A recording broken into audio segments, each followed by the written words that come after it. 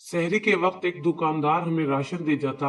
मैं अपनी बेवा माँ के साथ अकेली रहती थी और हम बहुत ही गरीब लोग थे। सब मोहल्ले वाले हमें अजीब नजरों से देखते थे। एक रोज वो दुकानदार हमें राशन देकर गया तो किसी ने हमारे दरवाजे पर एक छोटा सा बच्चा रख दिया। उस बच्चे के रोने की आवाज से सब मोहल्ले वाले इकट्ठे हो गए। सबने मुझ पर इल्जाम लगा दिया कि ये मेरा और उस दुकानदार का बच्चा है, कि मेरा उस दुकानदार के साथ कोई चक्कर था। मैं गुनाह करती रही हूँ और ये नाजायज बच्चा है। ये साफ झूठ था। मैं रो रही थी मगर सब मेरे किरदार पर शक करने लगे और सजा देना चाहते थे। जब मैंने सबको यकीन दिलाने के लिए मेडिकल टेस्ट करवाया, मोहल्ले वाले उस दुकानदार को भी पकड़ कर ले आए। लेकिन उस वक्त मेरे पैरों तले से जमीन निकल गई जब रिपोर्ट में साफ साफ लिखा था कि ये बच्चा तो मेरा नाम आलिया है। मेरी कहानी को आखिर तक लाजमी सुनिएगा। हमारा वक्त और हालात कभी एक जैसे नहीं रहते और हम खुद भी वक्त के साथ बदल जाते हैं। किसी भी अनजान पर भरोसा अच्छा नहीं होता।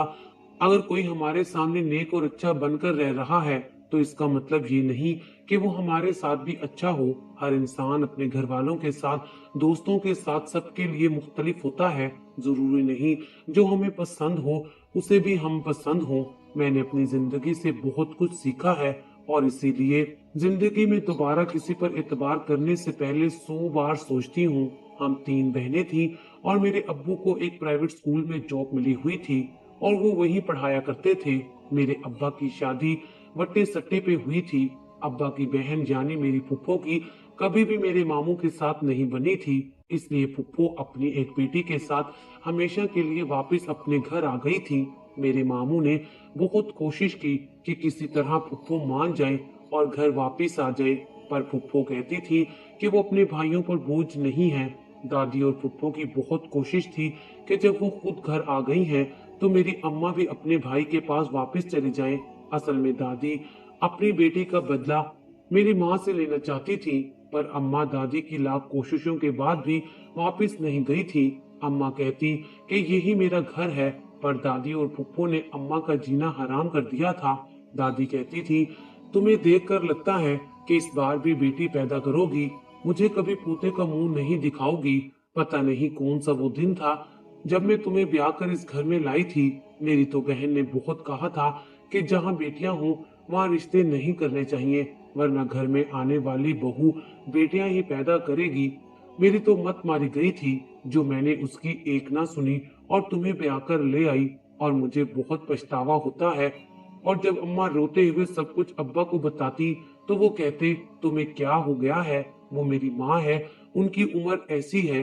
अगर तुम्हें कुछ कह देती हैं तो मेरे कान मत भरा करो। मैं पहले तुमसे बहुत आजिज हूँ, अभी तक मेरा बेटा नहीं हुआ, और दूसरा तुम अनपढ़ हो, तुम्हें किसी चीज का पता भी नहीं होता। मैं तो तुमसे शादी करना ही नहीं चाहता था। मेरी माँ ने कहा था कि लड़की बहुत खूबसूरत है, मैं चांद से दुल्हन लेकर आना चाहती हूँ। अम्मा ने कहा कि आप तो फिर पढ़े लिखे इंसान हैं, मुझे इतना बताएं कि क्या औरत अपनी मर्जी से बेटा पैदा कर सकती है?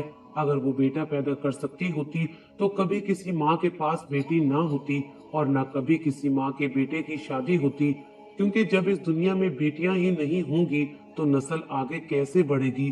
पहले अच्छे से जान ले और समझ ले कि औलाद ऊपर वाला देता है, वही सबको बेटियां देता है और वही सबको बेटे देता है और किसी को कुछ नहीं देता। ये बात अल्लाह ताला ने कुरान पाक में फरमाई है। हमारी 2 बेटियां हो चुकी हैं मगर आज तक आपके मुंह से 2 बोल प्यार के नहीं सुने।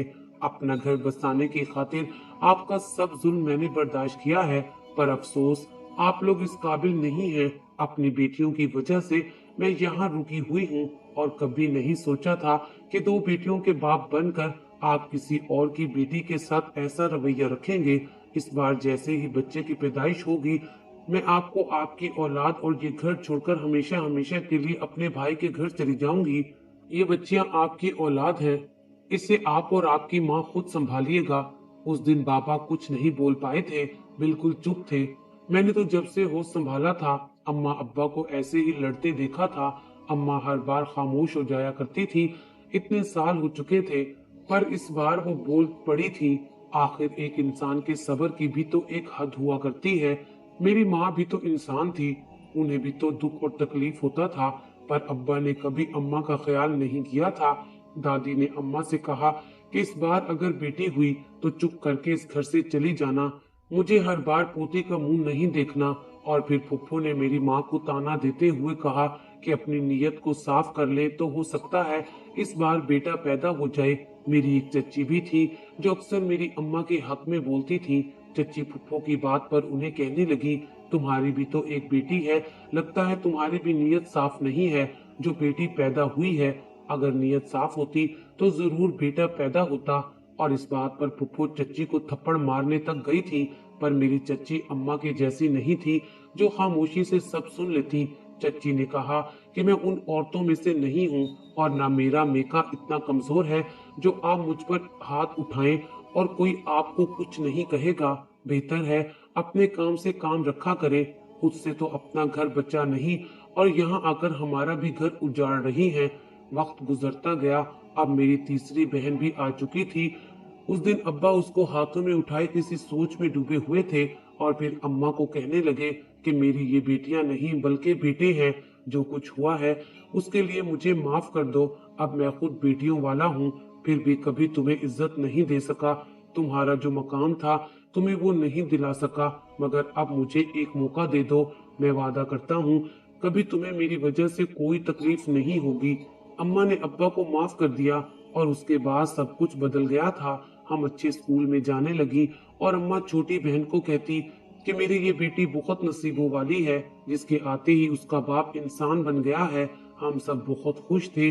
मेरी बहन 2 माह की हुई तो दादी इस दुनिया से चली गई।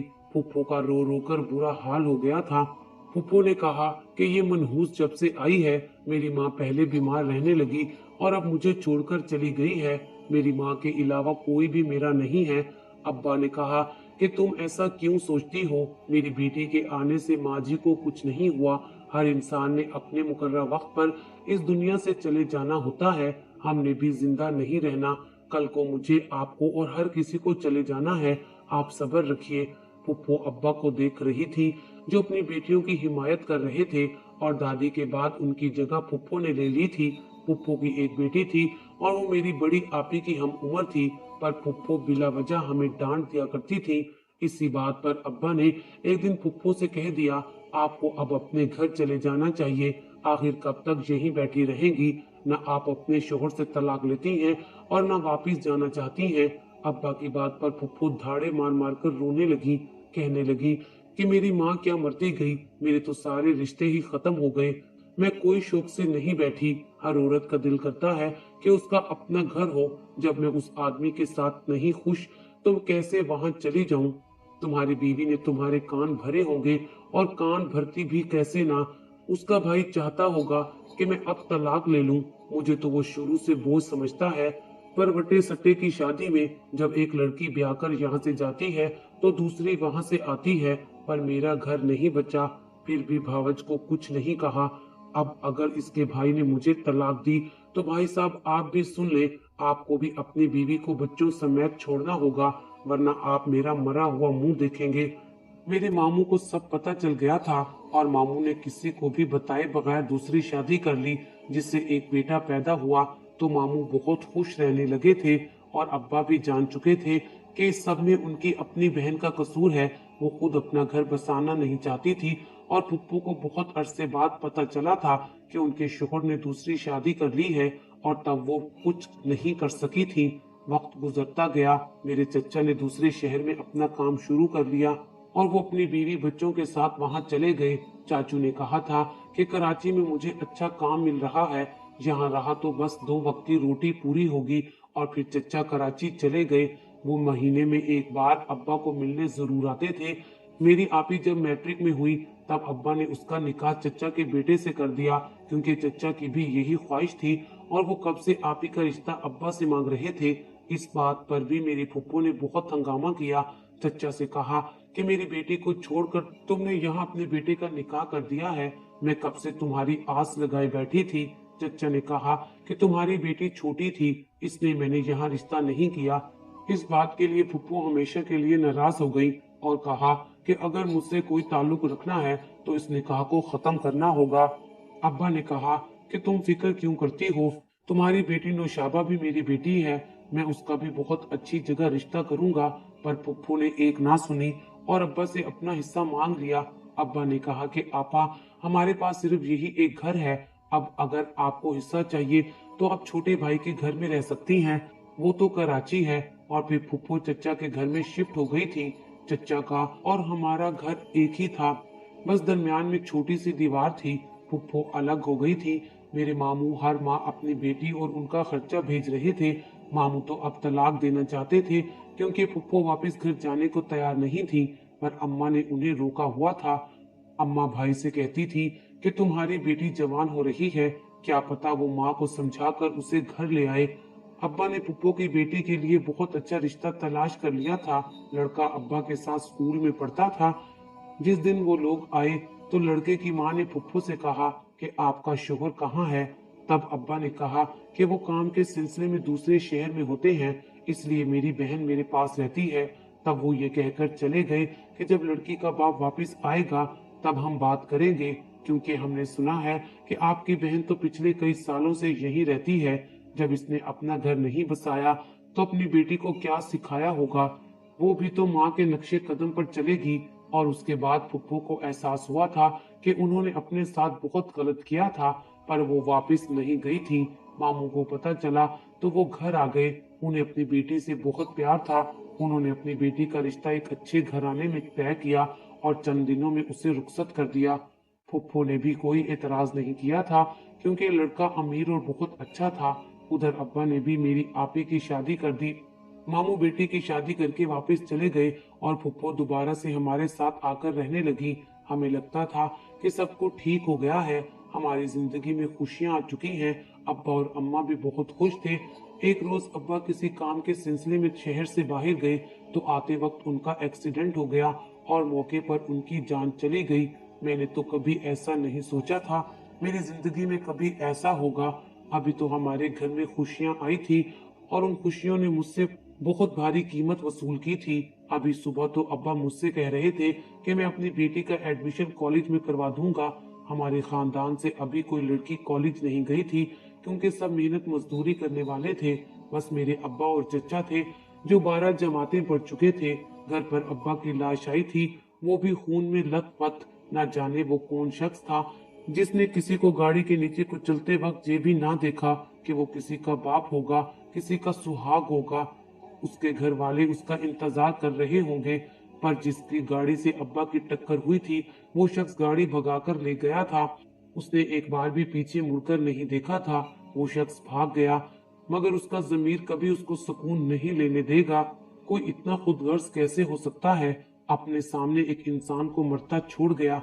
हमारे घर में कमाने वाले सिर्फ मेरे अब्बा थे, और अब उनके जाने के बाद अम्मा बीमार रहने लगी थी। उनके आंसू खुश्क नहीं होते थे। अम्मा कहती थी कि एक औरत का घर उसके शोहर से होता है। अब जब वो नहीं रहे तो मैं जिंदा रहकर क्या करूंगी। अम्मा फूट फूट कर रोती रहती। अब फुप्पो भी अम्मा के साथ ठीक हो चुकी थी, मगर अब क्या फायदा था जब मेरे अब्बा इस दुनिया से चले गए थे। काश हम किसी की जिंदगी में अपने रवैयों को, अपनी अना को मार दें, पर जब तक कोई हादसा पेश नहीं आता हम इंसान सुधरते नहीं हैं। हम कभी दूसरों के तजर्बात से सबक हासिल नहीं करते, हमेशा अपने तजर्बे से सीखते हैं, और तब तक बहुत देर हो चुकी होती है। फुप्पो हमें गले से लगाती और हमारा माथा चूमती। और अब उस मोहब्बत में मैंने क्या करना था। जब छोटे थे तब फुप्पो ने हमें हमेशा धुतकारा था। मेरी अम्मा कहती कि जब कोई माफी मांगे, शर्मिंदा हो अपने किए पर, तब उसको बातें सुनाकर मजीद जलील नहीं करना चाहिए। हमें अपने अल्लाह की रजा के लिए उस इंसान को माफ कर देना चाहिए, कभी उस इंसान से गिला शिकवा ना करें। अम्मा ने फुप्पो को माफ कर दिया। मेरी अम्मा बहुत अच्छी थी, एक नेक और दीनदार औरत थी। पहले खुद पर्दा करती थी, और जब से मैंने स्कूल जाना शुरू किया था, छोटी सी उम्र से मुझे पर्दा करवाना शुरू कर दिया था। अब्बा के जाने के बाद घर में फाकों की नौबत आ गई थी। जो जमा पूंजी थी सब खर्च हो चुकी थी। मामू हमारे घर का खर्चा उठा रहे थे, मगर एक दिन मामू ने भी कह दिया कि आखिर कब तक पैसे भेज सकता हूँ, मैं कमाता ही कितना हूँ, जब बीवी बच्चों के साथ आप लोगों का भी खर्चा उठाऊं। मामू भी सही कहते थे, वो क्या कर सकते थे। वो एक फैक्ट्री में नौकरी करते थे और इस महंगाई के दौर में घर चलाना बहुत मुश्किल हो गया था।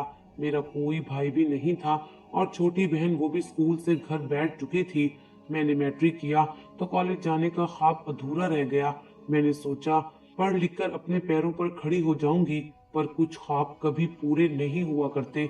अब्बा के जाने के बाद जिंदगी बहुत मुश्किल हो चुकी थी। मेरी अम्मा बेवा थी और मैं भी पर्दा किया करती थी। माह रमजान का महीना लग चुका था और हमारे घर में खाने पीने को कुछ नहीं था। तभी मोहल्ले का एक नेक दुकानदार सहरी के वक्त हमें राशन दे जाया करता था। मोहल्ले वाले देखते तो अजीब अजीब बातें करते और फिर एक रोज सहरी के वक्त हमारे दरवाजे पर किसी ने एक बच्चा रख दिया। बच्चे के रोने की आवाज की वजह से सब मोहल्ले वाले इकट्ठे हो गए। सब ने मुझ पर इल्जाम लगा दिया कि मेरा उस दुकानदार के साथ कोई चक्कर था। मैं गुनाह करती रही हूँ और ये बच्चा भी मेरा है। सब मोहल्ले वाले मेरे किरदार पे शक करने लगे और सजा देना चाहते थे। जब मैंने सबको यकीन दिलाने के लिए मेडिकल टेस्ट करवाया, लेकिन मुझ पर कयामत टूट पड़ी जब रिपोर्ट पर साफ साफ लिखा था कि वो दुकानदार मेरे साथ गलत करता रहा है, मगर वो बच्चा मेरा नहीं था।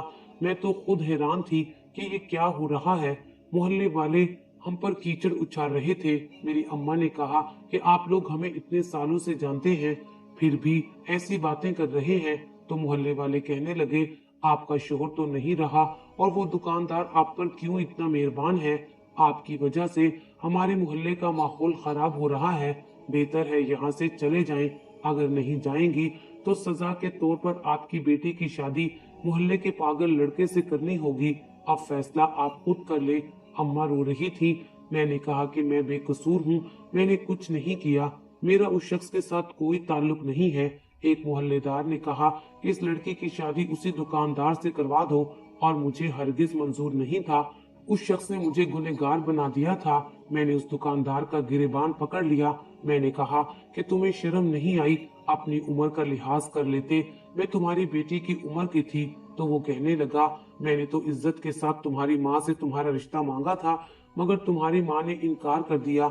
मेरी तो बीवी मर गई थी, मेरा हक था, मैं दूसरी शादी कर सकता था और फिर तुम लोगों को जो राशन देता उसमें नींद की दवाई मिला देता और तुम जब वो राशन इस्तेमाल करते तो सब सो जाया करते और फिर मैं अपना काम कर लिया करता था। ये बच्चा भी मैंने तुम्हें बदनाम करने के लिए यहाँ रखा था। अब भी वक्त है तो मुझसे शादी कर लो। मेरी माँ उस दुकानदार को मारने लगी पर वो वहां से भाग गया। उसी ने जानबूझकर मोहल्ले में शोर डाला था कि मेरे किरदार को खराब कर दिया था। मोहल्ले वालों ने हमें एक हफ्ता दिया था। चाचू को जब सब पता चल गया, उन्होंने कहा कि भाभी आप लोग कराची आ जाएं, बिना मर्द के ऐसी औरतों को ये लोग जीने नहीं देते। और जैसे ही ये बात उस दुकानदार को पता चली, वो रात को घर आकर शोर करने लगा, कहने लगा कि अगर तुम मुझे ना मिली तो मैं तुम्हें किसी और का नहीं होने दूंगा। मैं मोहब्बत करता हूँ तुमसे और तुम्हें हर सूरत हासिल करके रहूंगा। वो बाहर बोलता रहा और मैं अपनी माँ के गले लगकर रोती रही। अम्मा ने कहा कि ऐसे लोगों को अल्लाह कभी नहीं छोड़ता, वो सब कुछ जानता है, वो कभी भी हमारी बर्दाश्त से ज्यादा हम पर बोझ नहीं डालेगा। रात के अंधेरे में हम माँ बेटियां वो शहर छोड़कर चाचू के पास आ गई। चच्ची भी शक की नजरों से मुझे देख रही थी। एक दिन चच्ची ने मेरी आपी को, जो चच्ची की बहू थी, कहने लगी, अपनी माँ को कहो कि अपने रहने का बंदोबस्त किसी और जगह करे। मैं उसकी बेटी का गलीज वजूद अपने घर में बर्दाश्त नहीं कर सकती। मेरा दिल कर रहा था कि मैं खुदकुशी कर लूं और मेरी माँ कहती, अगर तुमने ऐसा कुछ किया तो मैं तुम्हें कभी माफ नहीं करूंगी। मेरी फुप्पो ने घर बेच दिया और पैसे लेकर कराची आ गई। वहां पर चचा ने हमें एक छोटा सा किराए पर घर ले दिया। वो घर 2 कमरों पर मुश्तमिल था और फिर एक दिन मैं भी घर से काम के लिए निकल पड़ी। मुझे अपने घर को चलाना था। मुझसे अपनी बीमार माँ और भूख से रोती अपनी बहन नहीं देखी जा रही थी। कराची शहर बहुत बड़ा था और इस शहर में हवस के पुजारी भी बहुत थे। मेरे पास तालीम भी नहीं थी। मैं एक स्टोर पर गई, वहां वो लोग मुझे अजीब नजरों से देखने लगे। फिर वो कहने लगे कि हम किसी पर्देदार लड़की को नौकरी नहीं दे सकते और मैं हर रोज घर वापस आ जाती और अल्लाह ताला से दुआएं करती कि ये दुनिया वाले मेरे पर्दे की वजह से पहले मेरे वजूद को नापाक करना चाहते थे, अब वो चाहते हैं कि मैं पर्दा करना छोड़ दूं। रात को मेरी माँ का बीमारी से तड़पना मुझसे नहीं देखा जाता था। फुप्पो ने हमारा साथ नहीं छोड़ा था। मेरे लिए ये भी गनीमत है, वो कहती कि तुम मेरे मरहूम भाई की निशानी हो, तुम लोगों को अब अकेला नहीं छोड़ सकती। हमें यहाँ 2 माह हो चुके थे। चचा ने हमें यहाँ बुला तो लिया था, पर जो घर बेचा था उसके पैसे खुद रख लिए थे और हमें किराए पर घर लेकर दिया था। और अब हर गुजरते दिन के साथ सर से छत छिन जाने का खौफ भी बढ़ रहा था। मेरी सारी उम्मीदें दम तोड़ चुकी थी जब एक दिन सड़क पर एक अनजान औरत का एक्सीडेंट हो गया। उस औरत का खून बह रहा था, पर कोई भी आगे बढ़कर उसकी मदद नहीं कर रहा था। मैं जल्दी से उस औरत को लेकर अस्पताल पहुंची तो वो मेरी माँ की उम्र की थी। मुझे अब घर जाना था। शाम हो चुकी थी। मुझे आज भी कहीं भी नौकरी नहीं मिली थी। मैं बैठी अपने हाथों की लकीरों को देख रही थी। उस खातून को अभी तक होश नहीं आया था। मैंने एक नर्स से कहा कि मुझे घर जाना है, तो वो कहने लगी कि नाम और एड्रेस लिखवाकर चली जाओ। मैं नाम लिखवाकर घर आ गई। घर में बस सूखी रोटी थी जो सुबह की पड़ी थी, जिसे खाते ही आंखों में आंसू आ गए थे। मुझे 1 हफ्ता हो चुका था, मुझे काम नहीं मिल रहा था। अगली सुबह मैंने जिस औरत को अस्पताल पहुंचाया था वो हमारे दरवाजे पर खड़ी थी। उस खातून की औलाद नहीं थी, एक भाई था जो उससे सब कुछ छीन लेना चाहता था। वो शुक्रिया अदा करने के लिए आई थी, मगर हमारी कहानी सुनकर हमें अपने साथ ले गई। उन्होंने मुझे कॉलेज में दाखिला दिलवा दिया। अम्मा को अपने साथ एनजीओ ले जाने लगी। हमारी जिंदगी को उसने बदल कर रख दिया था। मैंने अपनी तालीम मुकम्मल की और आज मैं उसी एनजीओ को संभाल रही हूँ जहाँ बेसहारा लड़कियों को पनाह दी जाती है। वो खातून कहती हैं कि मैं उनकी बेटी हूँ। मेरी छोटी बहन की शादी हो चुकी है। मेरे मोहल्ले में जो परचून वाला था वो पागल हो चुका है। उसकी बेटी के साथ किसी ने गलत किया और उसकी लाश मोहल्ले के बाहर कूड़े में मिली थी, जिसे देखकर वो अपना जहनी तवाजुन खो बैठा था। इंसान को उसके किए के जुल्म की सजा जरूर मिलकर रहती है। जिंदगी में जितनी भी मुश्किलात आए, जितना भी आप टूट कर बिखर जाए, पर ना उम्मीद कभी मत हो। वक्त हालात किसी भी लम्हे बदल सकते हैं, और जब वक्त बदलता है तो लोग देखते रह जाते हैं।